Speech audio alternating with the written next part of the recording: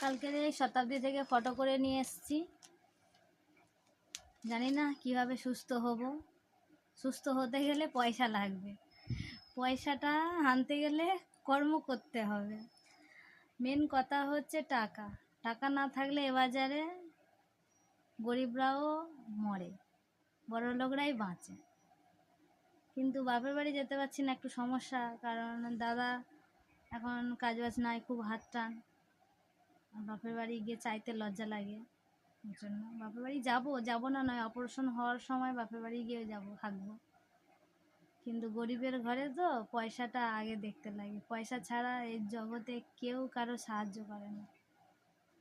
কথায় বলে না, ডাক দিয়াছে দয়াল আমারে, রইব না আর তোদের মাঝারে। ডাক দিয়াছে দয়াল আমারে,